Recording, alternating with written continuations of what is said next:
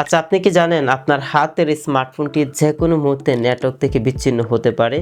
বাংলাদেশে নতুন একটি নিয়ম চালু হয়েছে, এনইআর এর মাধ্যমে আপনার স্মার্টফোনটি নিবন্ধিত থাকতে হবে। যদি এনইআর এর মাধ্যমে নিবন্ধিত না থাকে তাহলে আপনার স্মার্টফোনটি যেকোনো মুহূর্তে নেটওয়ার্ক থেকে বিচ্ছিন্ন হয়ে যাবে। মানে আপনি সিম ব্যবহার করতে পারবেন না, ফোন কলে কথা বলতে পারবেন না।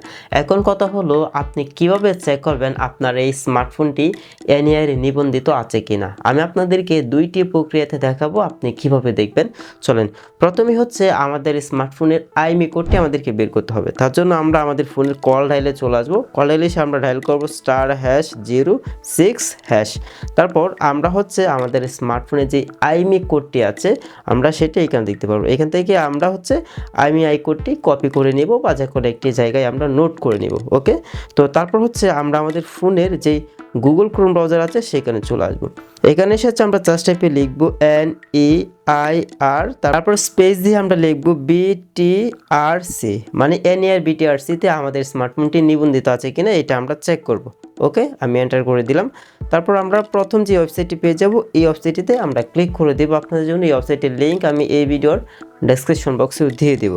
আচ্ছা, তারপর আমাদের সামনে এই ওয়েবসাইটে চলে আসবে। তারপর এইখানে হচ্ছে আমরা আমাদের যে আইএমইআই কোড আছে এখানে জাস্ট আইএমইআই কোডটা আমরা লিখে দেব। আমি আমার আইএমইআই কোডটি কপি করে নিয়েছিলাম, এখানে পেস্ট করে দিলাম। তারপর এখান থেকে চেকে আমরা ক্লিক করব। আচ্ছা, আমি আমার আইএমইআই কোডটি দিয়ে দেওয়ার পর দেখতে পাচ্ছি এনইআর এই সিস্টেমে নিবন্ধিত রয়েছে এবং ব্যবহৃত হচ্ছে। মানে আমার যে স্মার্টফোন আছে সেটা এই মুহূর্তে এনইআর এর যেই বিটিআরসির ওয়েবসাইট আছে সেখানে নিবন্ধিত রয়েছে। এখন হচ্ছে আপনাদের দ্বিতীয় যে প্রক্রিয়া আছে সেটা আপনাদেরকে দেখাবো। তার জন্য আপনি আপনার ফোন থেকে SMS বক্সে চলে আসবেন। তারপর এখান থেকে স্টার্ট চ্যাট এখানে ক্লিক করে দেবেন। ওকে, তারপর এখানে হচ্ছে আপনি টাইপ করবেন 16002 লিখে তারপর এখানে হচ্ছে আপনাদের SMS পাঠাতে হবে। SMS পাঠানোর জন্য আপনারা কি লিখবেন, এখানে KYD, তারপর স্পেস দিয়ে তারপর হচ্ছে আপনি যে আইএমইআই কোডটা নিয়েছেন আপনার স্মার্টফোন থেকে সেটা এখানে দিয়ে সেন্ড করে দেবেন। ফিরতি SMS এ আপনারা দেখতে পারবেন যে আপনাদের স্মার্টফোনটি নিবন্ধিত হয়েছে কিনা। আমি একটু SMS এর অপেক্ষায় আছে, দেখি আমাদেরকে রিপ্লাই কি দেয়।